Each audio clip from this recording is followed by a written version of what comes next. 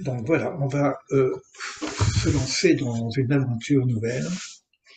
Là, je vais ouvrir simplement des portes pour que vous puissiez au moins cerner euh, de quoi on parle lorsqu'on parle de ce début de Bereshit, de la Torah.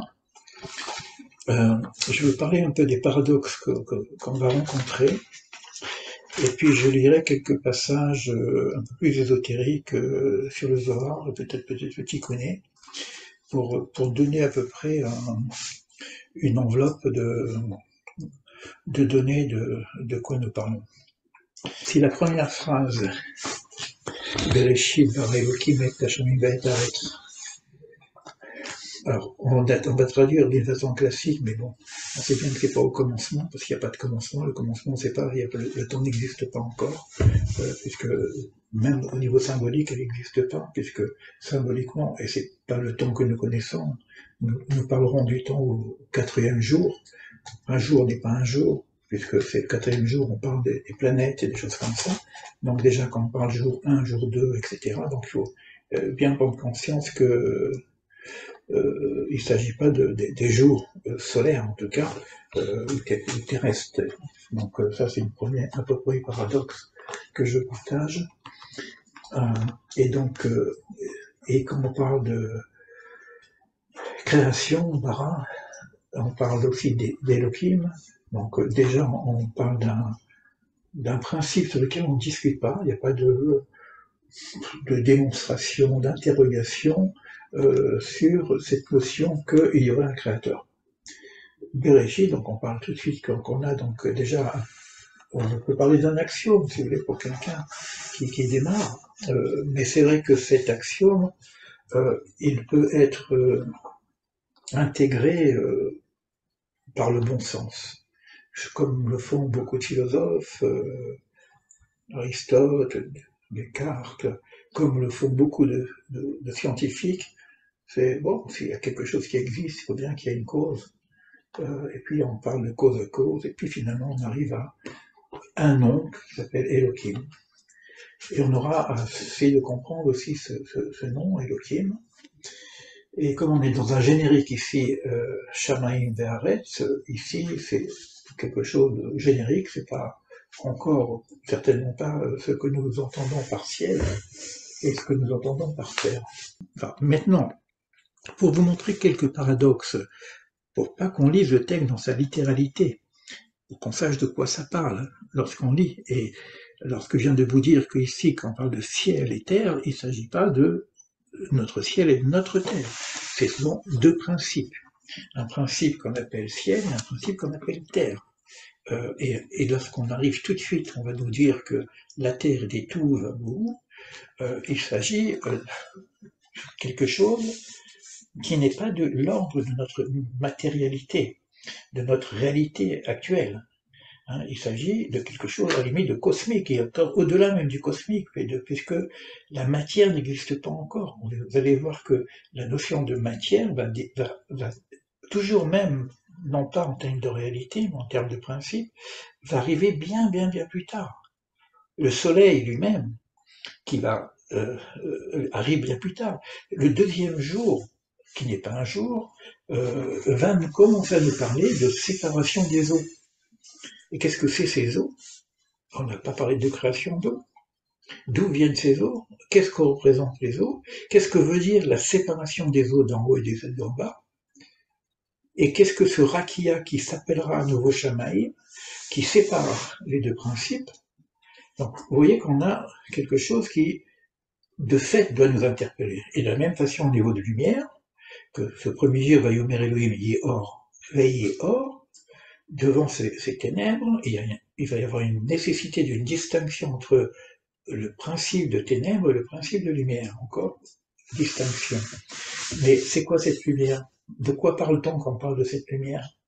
Et en plus, on va parler que cette distinction entre yom, jour, et nuit, ça va être la distinction entre lumière et non-lumière. Donc, puisque Vaikra Elohim, la Or Yom, donc Dieu va appeler la lumière jour, et il va appeler le rocher, les ténèbres,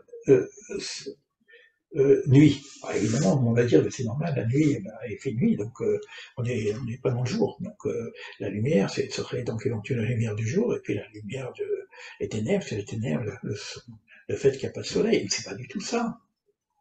C'est pour ça que si je lis ça, c'est que je passe complètement à côté, puisque le soleil, la lune, les étoiles ne sont pas créés, et qui vont être toujours au niveau symbolique, encore une fois, qui vont être représentatifs au niveau symbolique du temps. Ça se passe que dans ce qu'on appelle quatrième jour. Alors, de quoi on parle? Et de quoi on parle au niveau de ces jours qu'on sépare. Alors, je vous avais parlé du mot Amaïm, et je vous avais montré que le mot Amaïm lui-même, si je le divise en deux, c'est deux questions fondamentales, Ma et Mi. Alors moi, quand j'ai vu ça, j'étais jeune, hein, les 8 ans, parce que bon, j'aimais bien les lettres, et puis j'aimais bien la découverte directement sur les mots, et je me suis dit, bon, si je réponds à ces deux questions, Ma et Mi, Ma c'est quoi? C'est l'âme, Ma c'est quoi? C'est quoi ce monde? C'est quoi moi? Et Mi Elek, c'est qui a créé ce monde? Donc on aurait, si on a réponse à ces deux questionnements existentiels de base, on a on a répondu au truc, mais maintenant, paf, il y a un rakia qui sépare. Pour qu'il y ait une séparation entre les eaux d'en haut et les eaux d'en bas. Et la Terre va être formée, et quand je parle de la Terre, je suis dans le monde de la Beria, on n'est pas dans notre monde encore, qu'on appelle le monde de la Ashia, le monde de la création. Comment je vais avoir accès à ces choses qui sont de l'autre côté? Et donc, le troisième jour, on va commencer, donc après une fois avoir commencé à parler de Rakia qui serait Shamaïm, donc une autre forme de Shamaïm, et de séparation de cette eau qui se retire, qui fait un mikvé, qu'on appellera mer, les mers, et puis lorsque les mers vont se retirer, il va y avoir la notion de sec qui va apparaître, et ce sec va être donc l'Adama, qui va porter le Adam, l'homme. Adama, Adam, l'homme. Et c'est là que va commencer, on n'est qu'au troisième jour. Et c'est là qu'on va parler des végétaux, etc. Mais c'est quoi ces végétaux? Même au niveau symbolique. Si je prends simplement le principe de création tel qu'on pourrait l'imaginer, on peut dire, c'est Darwin, puisqu'on a les lumières, les énergies, et après on a la terre, et après on a les végétaux, et après on a les animaux. Non, ça marche pas. Puisqu'il n'y a pas de terre, il n'y a pas d'astre. Puisque vous allez voir que c'est le quatrième jour qu'il va y avoir cette notion de terre. Et là, je vous le dis, Dieu les disposait le firmament pour prodiguer la lumière sur la terre qui régna le jour et la nuit pour distinguer donc que fit les grands luminaires, on parle du ciel, du soleil et de la lune, toujours nous le symbolique, et c'est ça qui va être la représentativité donc pour distinguer le jour et la nuit, mais aussi principalement encore lumière et obscurité, mais aussi la notion du temps, puisque ça va être le rythme des fêtes. Donc, quand je parlais de l'arbre ici, c'est quoi cet arbre, ces arbres, ces végétaux, avant qu'il y ait la Terre? Bon, vous voyez, simplement je ne donne pas de réponse, hein, je dis simplement que ce qu'on lit, alors, est-ce que ce quatrième jour est un jour où on pourrait parler du temps, en tout cas symboliquement peut-être, et là on va commencer à voir des notions de création animale. Et les termes aussi sont assez étonnants, hein. On verra que je voudrais le découvrir par moi-même, parce que je me souviens d'un cours de Manitou où on se pose la question, c'est quoi ce Nefesh Chaya, cette âme vivante? Apparemment, il semblerait que ce soit des animaux, ici. Et on verra après que ce terme, on va le retrouver je vous donne simplement des pistes de réflexion qui pourraient nous perturber un petit peu, mais au moins ça nous permettra de comprendre qu'on n'y comprend rien, et que si j'ose dire arriver au niveau de je sais pas, ça c'est facile d'arriver, on sait pas de quoi ça parle. Je retrouverai ce passage parce qu'il est extrêmement puissant, parce que c'est en rapport justement avec la vie, Nefesh Achaya, et on va voir qu'il y a des choses qui vont manquer chez l'homme. Puisque bien plus tard, on va arriver que la terre fasse sortir des créatures vivantes. Nefesh Chaya, les Mina. Donc après on parle des rampants, des animaux, etc. Mais puis des grands animaux. Si je reprends ça au niveau symbolique, on n'est pas encore dans des manifestations concrètes. Et je vais vous le montrer pour vous perturber un peu plus, puisque ici, tel que c'est décrit, on a l'impression de décrire les animaux rampants, les volants. Juste après cela, il va y avoir des animaux qui sont des bêtes de toutes les espèces.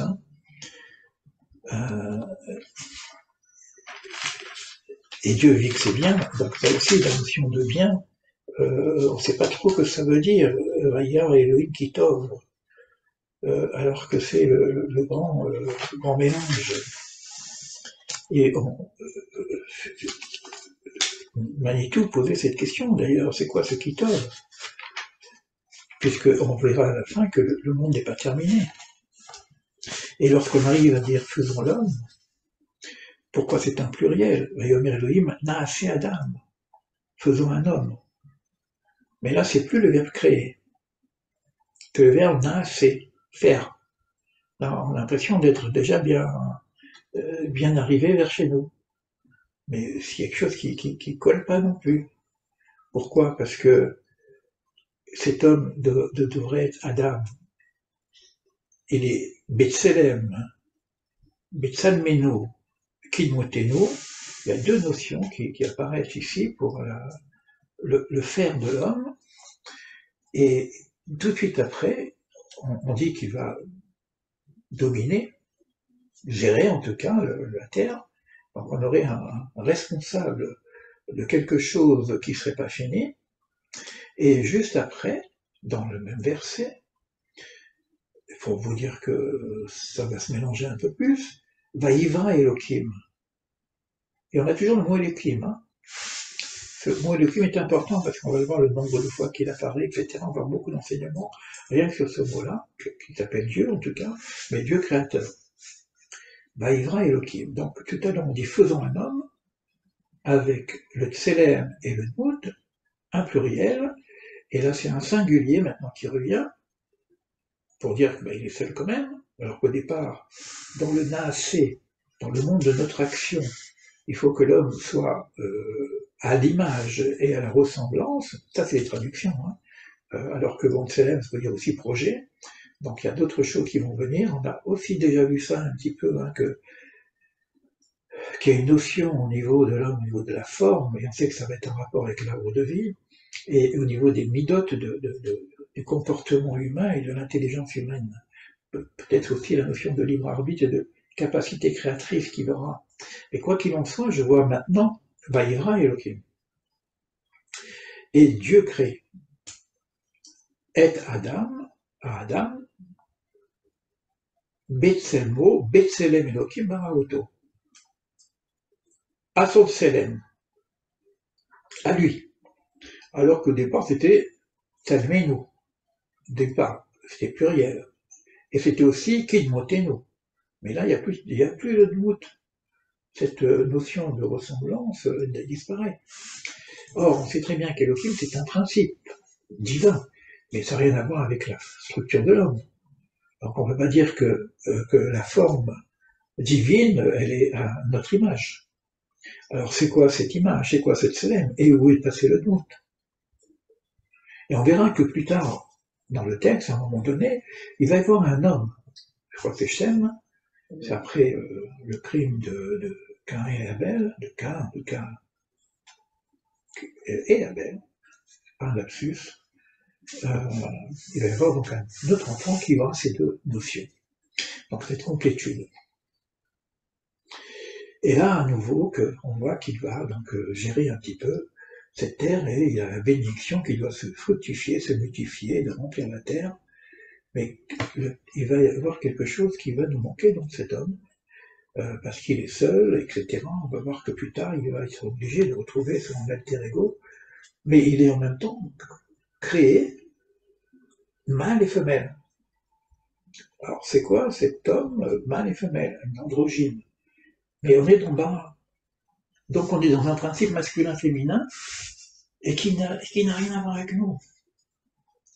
C'est autre chose. Et à la fin, parce que c'est toujours pareil, si je vous regardez le début qui rejoint la fin, je vais prendre la fin des jours de la création, parce que 6, on verra qu'il y a une notion de 6 aussi dans Barachit, quand furent terminés le ciel et la terre, donc on reprend le Bereshit au départ, quand ce monde du principe aurait été donc quelque part réalisé, créé, et on trouve ici ce terme qu'on lit tous les Shabbats, d'ailleurs tous les vendredis soirs, Vaïchalouim Bayom Hashvili Melarto Asher Asa, donc le 7e jour qui acheva son travail, Asa, faire, Vaïjbot, Bayom Hashvili, Mikol Melarto, et j'aime bien la traduction, parce que je retrouve ça, comment c'est possible qu'on puisse traduire comme ça. Là, la traduction est bien faite dans un autre livre que j'ai, mais souvent on dit il se repose, un bon Dieu qui se repose, c'est bizarre, quoi. Là, la traduction est pas mal faite, il s'abstient le 7e jour de tout travail, donc il se met en Shabbat quelque part. C'est quoi Shabbat? Et c'est le jour qu'on parle, Shabbat. Et c'est donc le dernier jour, parce que le 7e jour, il va être sanctifié d'une façon particulière. Donc la finalité du temps, la fin du temps, c'est Shabbat. C'est quoi ce Shabbat? Et là, il y a, en représentation de ce Shabbat, c'est ce temps où Dieu s'arrête, stop, s'abstient, se met lui-même en arrêt de la création du monde, de cette création. Et donc il bénit ce 7e jour, Vaïvarer Elohim et Yom HaShevi, donc la notion de bénédiction. Qu'est-ce que la bénédiction? C'est déjà au niveau de ce temps qu'on appelle Shabbat, c'est un temps de repos complet. Et puis, on aura aussi le grand Shabbat, qui est la dernière des délivrances. Hein. Lorsqu'on lit, par exemple, la sortie d'Égypte, on fait toujours référence à la sortie d'Égypte. Quand tout est fait, on fait référence à la sortie d'Égypte. Quand on parle de Pessah, c'est la sortie d'Égypte. Quand on parle de Téphilines, c'est la sortie d'Égypte. Il y a un rapport entre quelque chose qui est connecté avec le divin et qui est une forme de réalisation spirituelle avec Shabbat. Mikol Melachto, de tout son travail quelque part de Melacha, Asher Bara, qu'il a créé, la Asot, et ce verbe-là, qu'on a déjà entendu plusieurs fois, pour faire. Et la question se pose, c'est quoi ce verbe faire? C'est le dernier mot de la création, que la finalité c'est la Asot, c'est faire. Mais lui, il a terminé.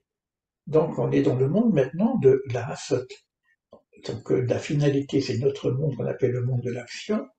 Et c'est qui rentre dans le monde de l'action, qui prend en charge la finitude, à terminer le monde tel qu'il est, et ben c'est l'homme qui vient d'être créé ici. Donc nous devenons donc associés à la création et à notre propre création. Juste après, c'est pour montrer, pour un peu encore vous embrouiller un petit peu volontairement, et l'étoile Hachamé Vared Be'i Baran. Donc il reprend encore. Voici les engendrements du ciel et de la terre, donc comme s'il nous recommençait pour nous expliquer quoi, Be'i Baran lorsqu'ils furent créés, donc on reprend l'idée de Beyom Asot, le mot Asot, et là il y a Hachem Elohim, tiens, il y a maintenant deux noms, il faut comprendre. Le jour où Dieu a fait, mais là, la notion de Asot, c'est un mélange entre deux noms, Elohim qui est le nom créateur, et Hachem, qu'on ne connaît pas, qu'on ne peut pas prononcer, je dis Hachem pour dire le nom, c'est le verbe, le nom divin à 4 lettres que vous connaissez, et qui va être de toute façon l'essentiel de toute la quête qu'on va essayer de comprendre, puisqu'il correspond au principe d'unité. Bayomahu Hashem Echad Ushmo Echad, viendra un jour ce nom, Hashem Yudke Vavke, sera un et son nom sera un. C'est comme si qu'aujourd'hui, chacun en fait ce qu'il veut à sa sauce, et un jour, tout le monde sera à peu près OK avec ce que ça représente.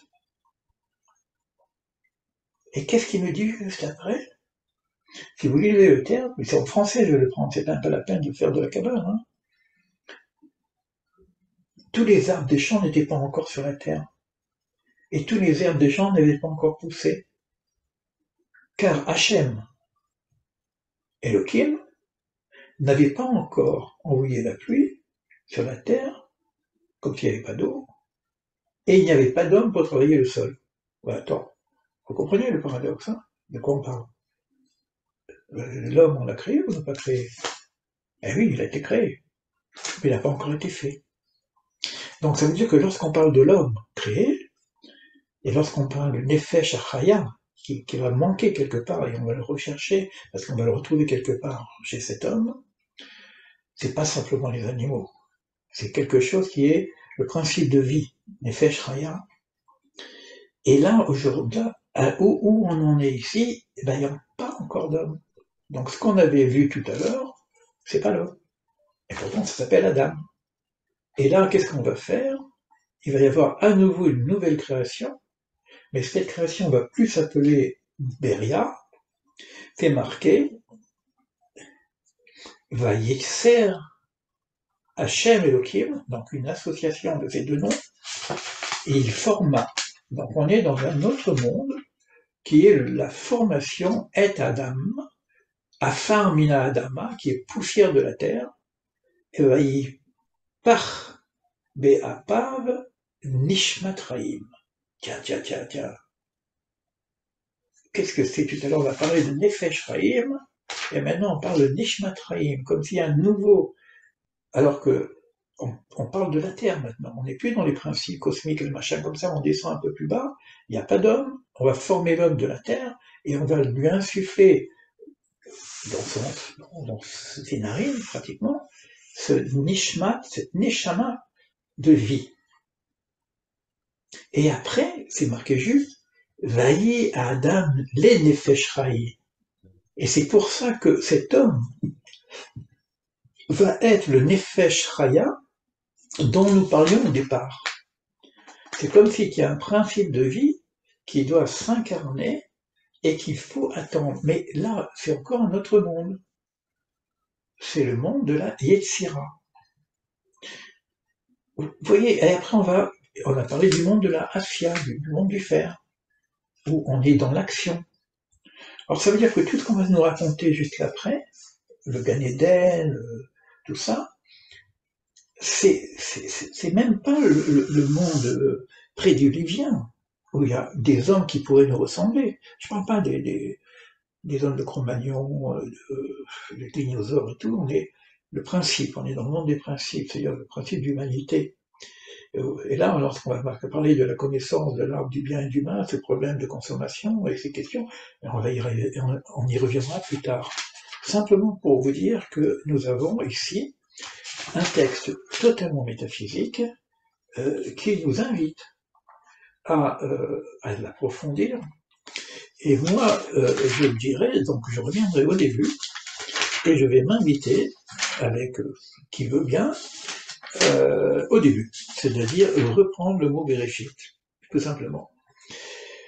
Ça, c'est pour une première chose. Et puis bon, puisqu'on est dans le mélange, et pour vous apporter des choses où on y comprend de moins en moins, comme ça on sait que on peut enfin commencer par au moins je ne sais pas. Ça ne veut pas dire qu'il faut rester dans je ne sais pas. C'est sûr qu'il ne faut pas aller plus loin que le je ne sais pas, parce que le savoir n'est pas l'idéal dans ce genre d'ouvrage, parce que le savoir est quelque chose qui va venir de notre mental et de notre mémoire. Alors qu'il s'agit ici d'atteindre un certain niveau de connaissance et qui n'a rien à voir avec le savoir. Quand je prends le Zohar de Bereshit, je me suis amusé aussi. Et je vais vous lire le Zohar de Bereshit. même si ça dépasse le temps, c'est pas grave, hein, parce que je préfère rentrer dans cette mer sans fond, et pour vous montrer que moins on y comprend, plus on a de chances d'y comprendre quelque chose.